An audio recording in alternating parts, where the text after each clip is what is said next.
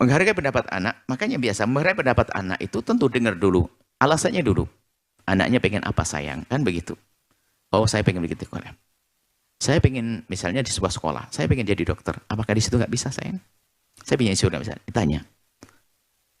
Jadi menghargai itu adalah menganggap, lalu kita buka dalam bentuk diskusi. Nggak boleh, nggak kamu. Itu nggak boleh. Apalagi anak sudah mulai berpikir, dibuka hatinya. Sehingga justru di saat dianggap, itulah dia akan menyerah. Karena sebetulnya kadang-kadang anak-anak seumur begitu tuh hanya pengen didengar. Ingin didengar oleh orang tuanya. Usulan-usulannya. Karena dia sudah mulai cerdas, mulai berpikir. Jadi menghargai itu bukan berarti langsung nuruti, akan tapi membuka diskusi, bisa saja mereka sendiri yang menarik diri. Ada satu orang pengen nikah. Orang tuanya melarang. Gara-gara dilarang, keinginannya semakin kuat. Langsung bilang ayahnya, segera nikahkan cepat. Setelah dibuka, anaknya bilang, tahun depan saja. Karena memang sebetulnya itu adalah protes rasa.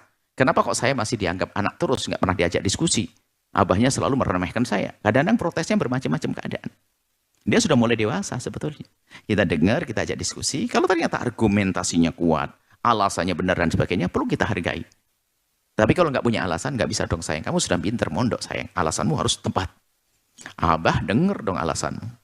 Alasannya digiring. Bagaimana gurumu, Allah, Rasulullah, keselamatan akhlakmu, gimana semuanya kau pikirkan. Birrul walidain. Nabi menyebutkan, dengar baginda Nabi dan dengar Allah, akan lembut hatimu setelah itu. Jadi jangan sama sekali merasa disalahkan. Kalaupun ternyata orang tuamu menyalahkanmu yang kamu tidak salah, nggak perlu dibantah saat itu. Nanti cari waktu untuk menjelaskan. Bantah nggak sah. Nggak perlu marah-marah dengan orang tua. Orang tuamu hati-hati. Ini.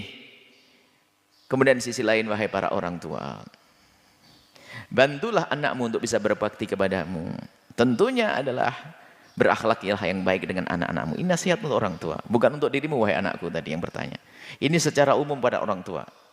Maka orang tua pun harus punya kasih sayang kepada anak. Lembut dengan anak. Pada zaman Nabi ada. Sallallahu alaihi wasallam, ada orang nggak pernah nyium anaknya. Ya Rasulullah, aku punya anak 8 tidak pernah mencium anaknya. Orang seperti itu nggak akan bisa punya kasih sayang kepada umat. Nabi marah kok. Berlemah lembut kepada anak itu penting. Bermain dengan anak itu penting. Kasih sayang itu penting. Nah jadi seperti itu. Kalau engkau menjadi anakku, kalau kamu nanti jadi seorang bapak, kamu pasti seperti itu. Dengan kecintaanmu akan mengingatkan anakmu. Kalau anakmu seperti dirimu, ya mereka akan menganggap dirimu menyalahkan terus. Dan itu nggak akan berakhir, nggak akan hidup indah. Tapi seorang anak akan selalu husnudon. Ayahku tidak akan mengingatkanku kecuali untuk kebaikanku. Selesai. Dan ingat para orang tua kalau mengingatkan anak dengan cara yang bagus, ambil waktu yang tepat dan seterusnya.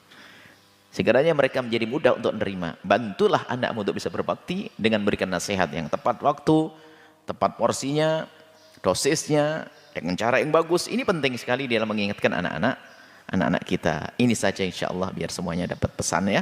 Bagi anak, jangan merasa tersinggung di saat ditegur orang tua. Ketersinggunganmu itu adalah kesombonganmu. Orang tua kok yang ingatkan. Sama seorang murid dengan guru. Ketersinggunganmu adalah alamat kau jauh daripada keberkahan.